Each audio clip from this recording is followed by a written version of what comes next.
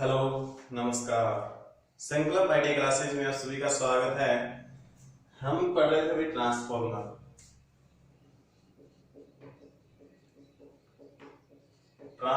हमारा जो चैप्टर था वो ट्रांसफॉर्मर था। आज पढ़ेंगे ट्रांसफॉर्मर में पार्ट 2।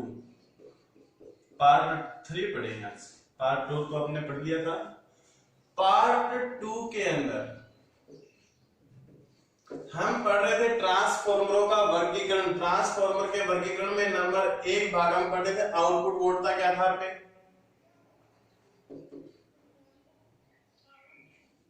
आउटपुट वोल्टता के आधार पर। दूसरा जो हमारा था वो था कोर की संख्या के आधार पर। कोर की संख्या के आधार पर ये दो वर्गीकरण हम पढ़ चुके थे। आज जो 3 नंबर का वर्गीकरण पढ़ेंगे वो हमारा होगा फेजों की संख्या के आधार पर ट्रांसफॉर्मरों का वर्गीकरण। फेजों की संख्या के आधार पर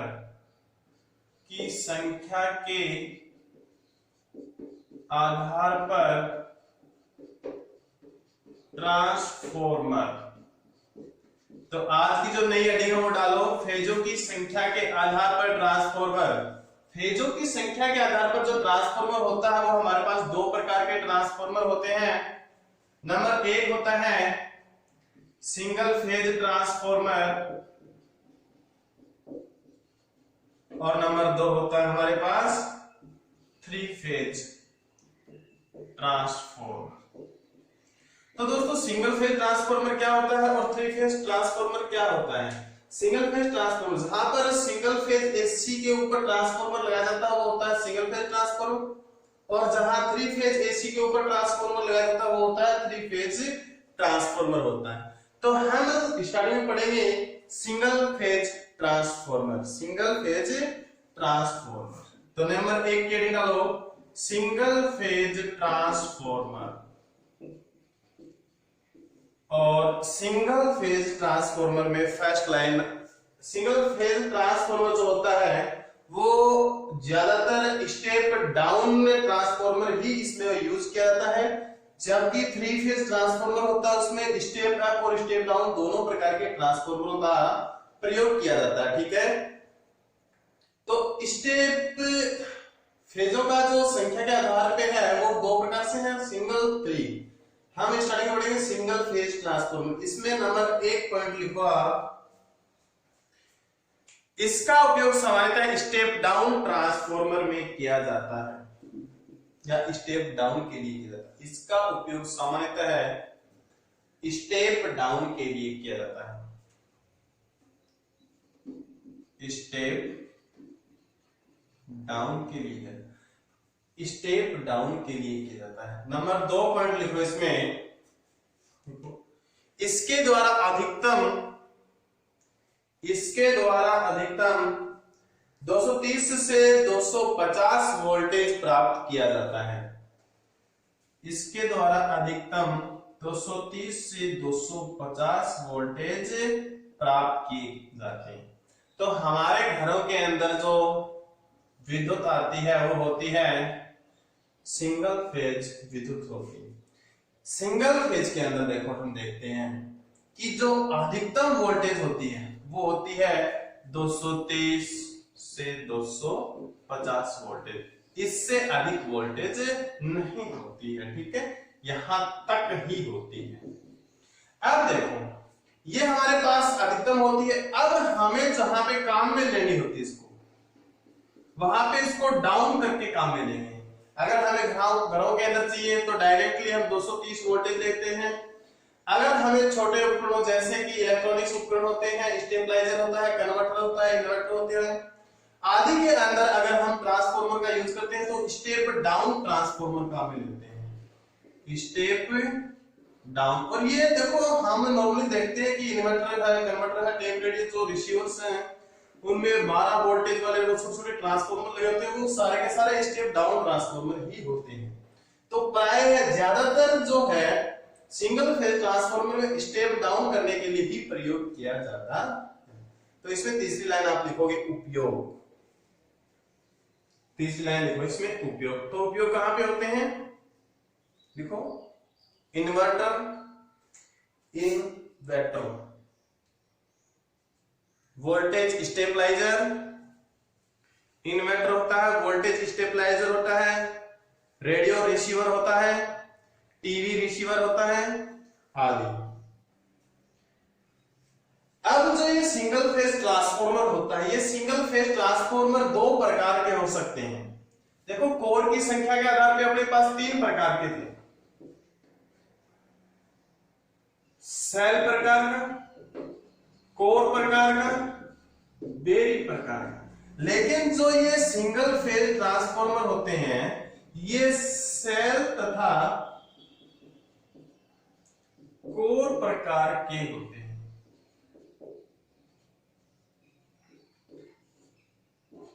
ठीक है, बेरी प्रकार के नहीं होते हैं। कौन कौन से होते हैं, सेल प्रकार का हो सकता है या कोर प्रकार का हो सकता है।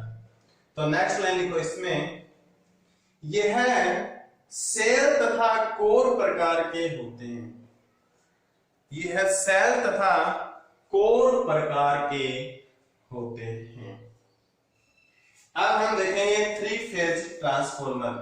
जो हमारे पास थ्री फेज ट्रांसफार्मर है उसके बारे में चर्चा करेंगे। तो थ्री फेज ट्रांसफार्मर जहां पे तीन फेज सप्लाई आती है वहीं पे इसका प्रयोग किया जाता है। ठीक है, three phase transformer, three phase transformer होता है, यह भी सेल और कोर प्रकार का होता है। सेल तथा कोर प्रकार का होता है।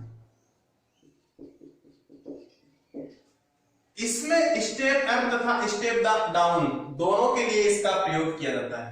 इसका प्रयोग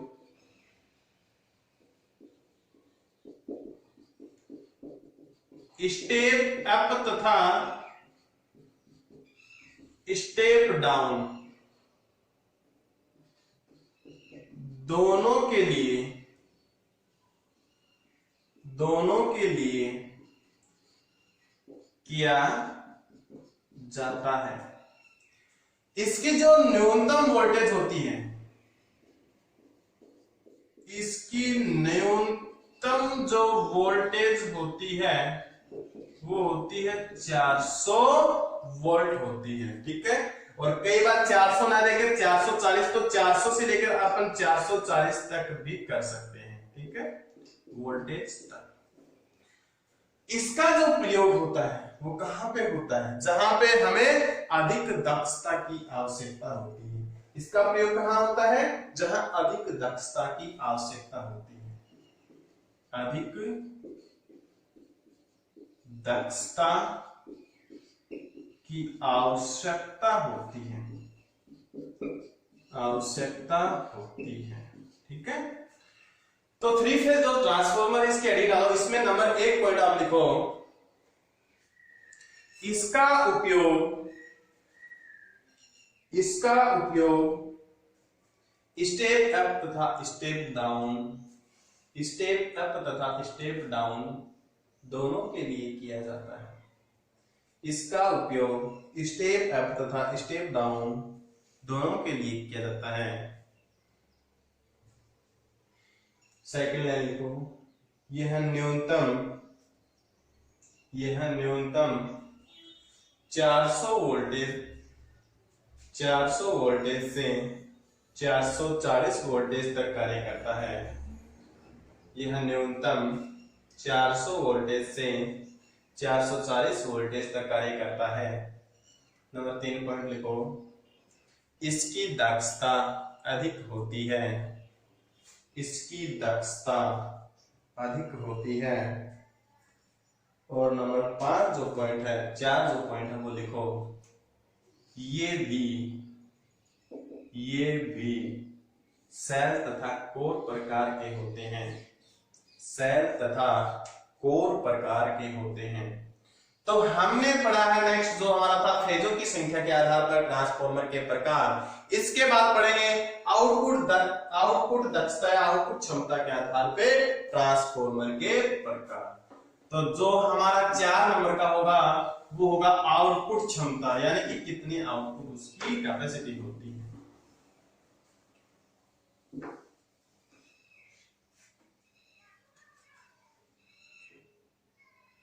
चार नंबर का हमारे पास आउटपुट क्षमता के आधार पर ट्रांसफॉर्मर कितने प्रकार के होते हैं भाई? 2 प्रकार के होते हैं। आउटपुट क्षमता के आधार पर हमारे पास 2 प्रकार के ट्रांसफॉर्मर होते हैं। नंबर 1 होता है ऑटो ट्रांसफॉर्मर और दूसरा होता है इंस्ट्रूमेंट ट्रांसफॉर्मर। नंबर 1 होता है ऑटो ट्रांसफॉर्मर,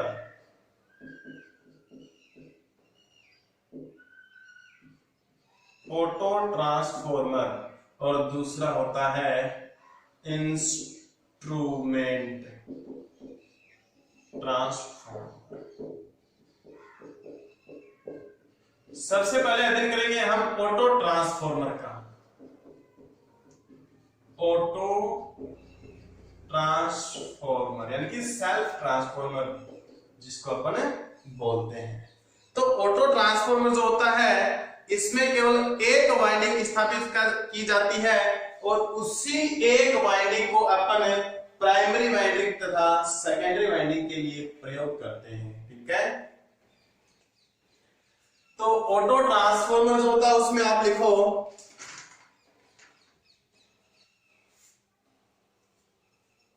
इसमें केवल एक वाइंडिंग स्थापित की जाती है। इसमें केवल एक वाइंडिंग स्थापित की जाती है।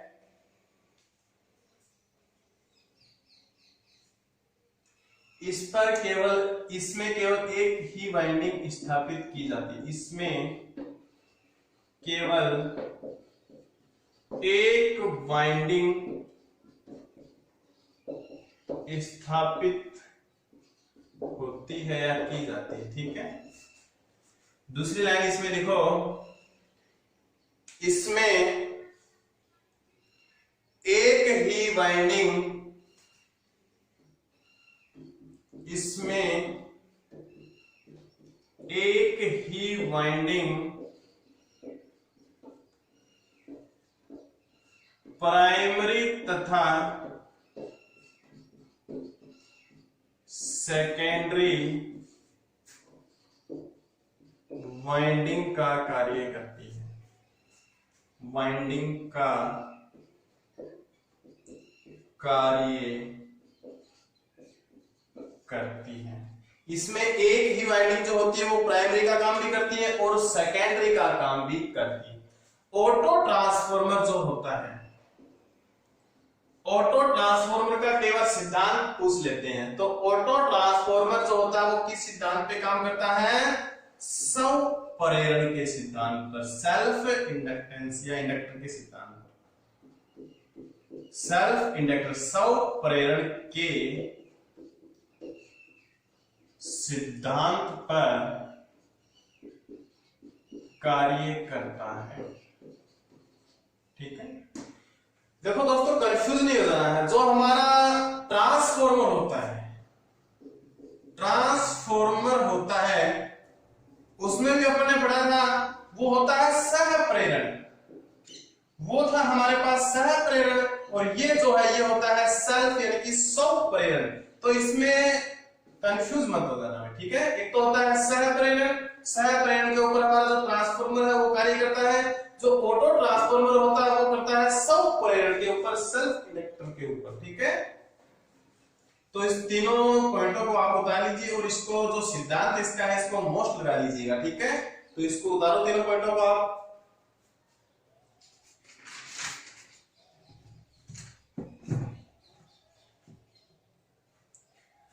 उतार लिया है।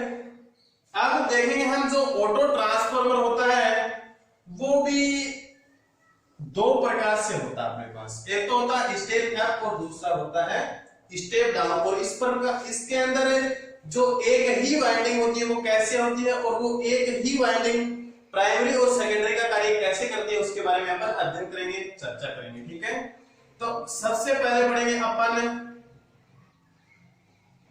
अब चेन ट्रांसफॉर्मर कर लेते हैं। चलो अब चेन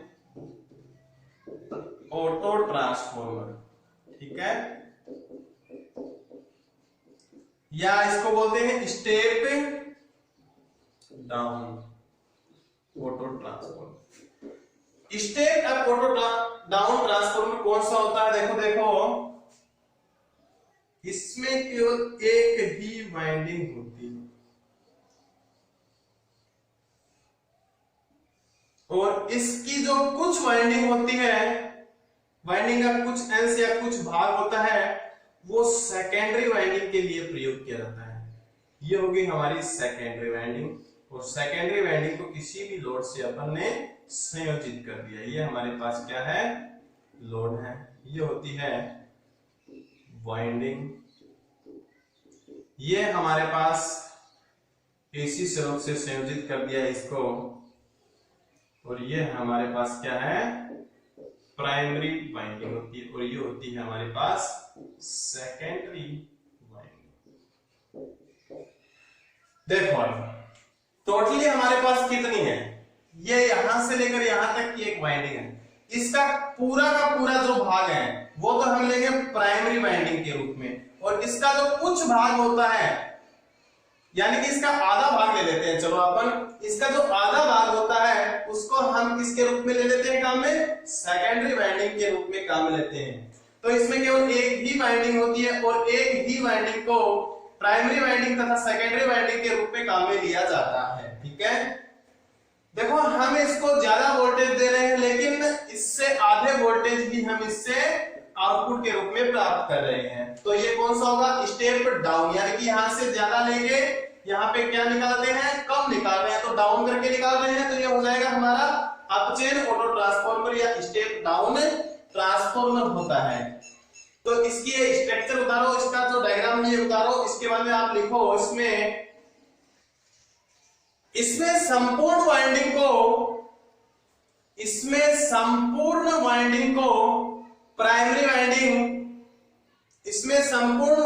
को प्राइमरी वाइंडिंग तथा उसके कुछ अंश को या कुछ भाग को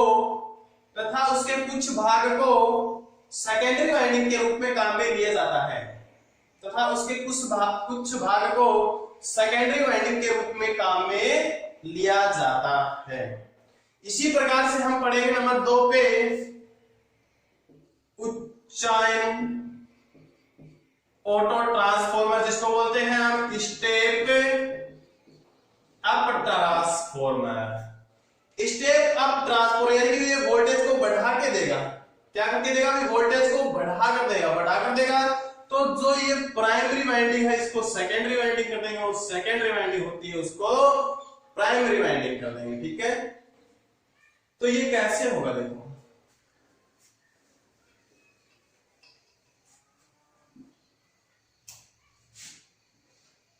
ये हमारे पास वही एक पूरी की पूरी वाइंडिंग है। ठीक है, इसके कुछ अंश को यहां तक ले लेते हैं अपन। इसके कुछ अंश को अपन ने क्या कर दिया? अभी प्राइमरी वाइंडिंग के रूप में काम में ले लिया। ठीक है, ये भाग है जो बचा हुआ है, ये बचा ही हुआ है, इसको इस साइड मोड़ देते हैं। ठीक है, और जो ये टोटल वाइंडिंग है इसको हम लोड से संयोजित कर देते हैं, या इससे हम आउटपुट निकाल लेते हैं। तो ये होती है हमारी सेकेंडरी वाइंडिंग। तो हमें पता चला अभी प्राइमरी वाइंडिंग है, वहां केवल इतनी वाइंडिंग काम में ली जा रही है, लेकिन सेकेंडरी वाइंडिंग में ये टोटली जो वाइंडिंग है इसको पूरी को पूरी काम में लिया जा रहा है। ठीक है, तो प्राइमरी वाइंडिंग छोटी है, सेकेंडरी वाइंडिंग बड़ी है, तो स्टेप अप करके ही देगी, हमें पता है। तो ये होती है, हमें इसको किसी भी एसी सप्लाई स्रोत से संयोजित कर देते हैं। ठीक है, अब तो कोई टेपिंग करके यहां से निकाली गई है, ये होती है प्राइमरी वाइंडिंग, ये होती है सेकेंडरी वाइंडिंग। तो इसमें आप लिखो, इसमें संपूर्ण वाइंडिंग को सेकेंडरी वाइंडिंग तथा कुछ अंश को प्राइमरी वाइंडिंग के रूप में काम में लिया जाता है। प्राइमरी वाइंडिंग के रूप में काम में लिया जाता है। ठीक है दोस्तों, अब जो हमारा पॉइंट होगा वो होगा इंस्ट्रूमेंट ट्रांसफॉर्मर। तो नंबर 2 की हेडिंग डालो इंस्ट्रूमेंट ट्रांसफॉर्मर। और ये इंस्ट्रूमेंट ट्रांसफॉर्मर होता है, ये हमारे पास 2 प्रकार का होता है। पहला होता है धारा ट्रांसफॉर्मर,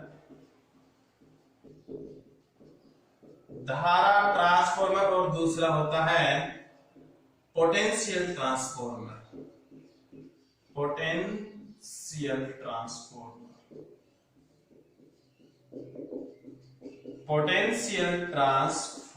ठीक है, पहला होता है हमारे पास धारा ट्रांसफॉर्मर और दूसरा होता है पोटेंशियल ट्रांसफॉर्मर। तो सबसे पहले अध्ययन करेंगे अपन धारा ट्रांसफॉर्मर। तो नंबर 1 की अध्ययन डालो धारा ट्रांसफॉर्मर। अब धारा ट्रांसफॉर्मर होता क्या है, इसमें प्राइमरी वाइंडिंग कैसे बनाई जाती है, सेकेंडरी वाइंडिंग है वो कैसे बनाई जाती है, इसके बारे में अपन अध्ययन करेंगे।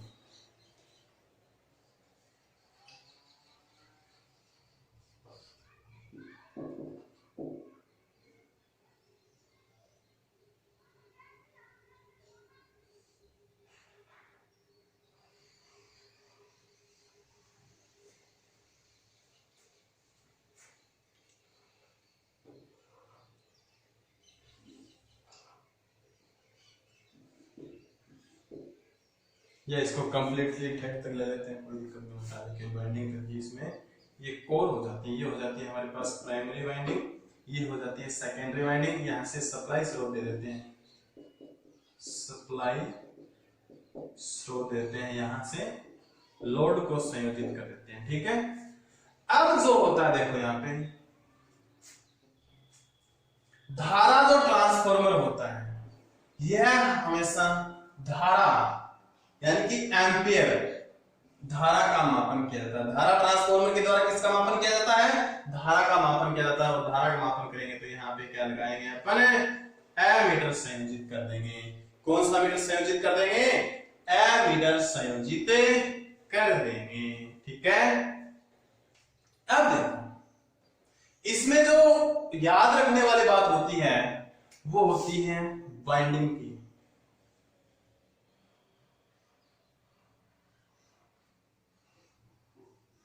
देखो धारा ट्रांसफॉर्मर के अंदर सेकेंडरी वाइंडिंग जो होती है वो होती है पतले तारों की और अधिक लपेटों वाली होती है, तथा प्राइमरी वाइंडिंग जो होती है वो होती है मोटे तार की तथा 1 या 2 लपेटों की ही होती है। 1 या 2 लपेटों वाली ही होती है। ठीक है, तो आप इसमें लिखोगे, ये डायग्राम उतारो पहले आप।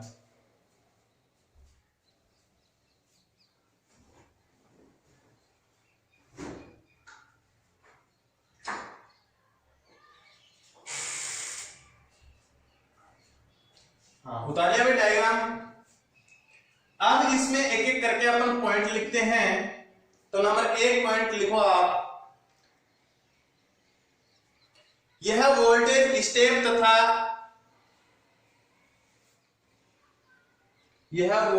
स्टेप अप तथा स्टेप डाउन प्रकार का ट्रांसफॉर्मर होता है। यह स्टेप अप तथा स्टेप डाउन प्रकार का ट्रांसफॉर्मर होता है। नंबर 2 लिखो, इसकी प्राइमरी वाइंडिंग मोटे तार की 1-2 लपेटों से बनी होती है। 1-2 लपेटों से बनी होती है तथा सेकेंडरी वाइंडिंग पतले तारों की कई लपेटों से बनी होती है। पतले तारों के कई लपेटों से बनी होती है। नेक्स्ट लाइन लिखो इसमें मुख्यतः स्टेप अप ट्रांसफॉर्मर का प्रयोग किया जाता है। ये एक नंबर का पॉइंट, ये थोड़ा सा इसमें चेंज करोगे। देखो इसमें लिखो, इसमें वोल्टेज जो होती है, वोल्टेज तो स्टेप अप होती है तथा जो धारा होती है, करंट जो होता है वो स्टेप डाउन होता है। ये इसमें ये लिख लेना, वोल्टेज स्टेप अप होती है तथा धारा स्टेप डाउन होती है। ठीक है, जो हम पॉइंट लिख रहे थे नेक्स्ट वो लिखो, इसमें स्टेप अप ट्रांसफॉर्मर का प्रयोग किया जाता है। यानी कि लगभग कौन से प्रयोग लेते हैं अपन? ट्रांसफॉर्मर, स्टेप अप ट्रांसफॉर्मर प्रयोग लेते हैं। स्टेप अप, तो स्टेप अप होगा तो वोल्टेज को बढ़ा के देगा अपने को और धारा को कम करके देगा। ठीक है, नेक्स्ट पॉइंट इसी में लिखो आप, इसको आनुपातिक स्केल की सहायता से, इसको आनुपातिक स्केल की सहायता से मापा जाता है। इसको आनुपातिक स्केल की सहायता से मापा जाता है। इसमें लिखो, इसका उपयोग उच्च धारा का मापन करने के लिए किया जाता है। किसका प्रयोग? धारा ट्रांसफॉर्मर, यानी कि उच्च धारा, इसका प्रयोग उच्च धारा का मापन करने के लिए किया जाता है। यह होता है हमारे पास कौन सा भी?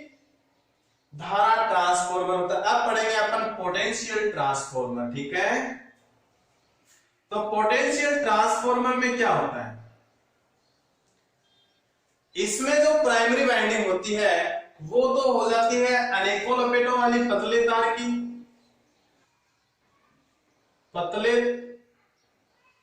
पतले तार से अनेकों लपेटों वाली तो हो जाती है प्राइमरी वाइंडिंग, और जो सेकेंडरी वाइंडिंग होती है वो मोटे तार की एक या दो लपेटों वाली होती है। ठीक है, ये मोटे तार हैं। ठीक है, ये तो होगी हमारे पास सेकेंडरी वाइंडिंग, जो हो जाती है हमारे पास प्राइमरी वाइंडिंग होती है। तो जो नई हेडिंग डालोगे 2 नंबर, वो डालो आप पोटेंशियल ट्रांसफॉर्मर। और पोटेंशियल ट्रांसफॉर्मर का जो डायग्राम है, यहाँ पे अपन एमीटर के द्वारा धारा का मापन करेंगे, वोल्टमीटर लगा देंगे तो किसका मापन हो जाएगा? यहाँ पे वोल्टेज का मापन। तो पोटेंशियल ट्रांसफॉर्मर होता है, इसके द्वारा विभव का मापन किया जाता है, वोल्टेज का मापन किया जाता है। और धारा ट्रांसफॉर्मर के द्वारा किसका मापन किया जाता है? हमेशा और हमेशा धारा का ही मापन किया जाता है। तो पोटेंशियल ट्रांसफॉर्मर के बाद ये इसका डायग्राम बता रहा हूं, और इसमें नंबर 1 पॉइंट आप लिखोगे,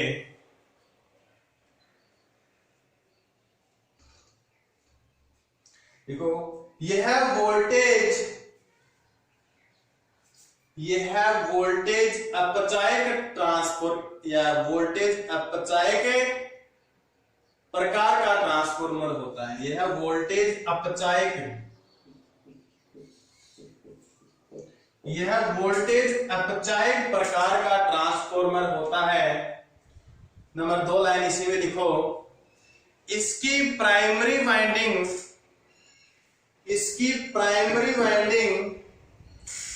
पतले तार से अनेक लपेटों वाली तथा सेकेंडरी वाइंडिंग मोटे तार से एक या दो लपेटों वाली बनी होती है। एक या दो लपेटों वाली बनी होती है। ठीक है, आज के लिए दोस्तों इतना ही काफी है। जो 5 और 6 नंबर के हमारे बच गए हैं व्यापारिक आधार पे और स्थापना स्थल के आधार पे, उसका अध्ययन करेंगे पार्ट 4 में। ठीक है, तो आज के लिए दोस्तों इतना ही काफी है। धन्यवाद।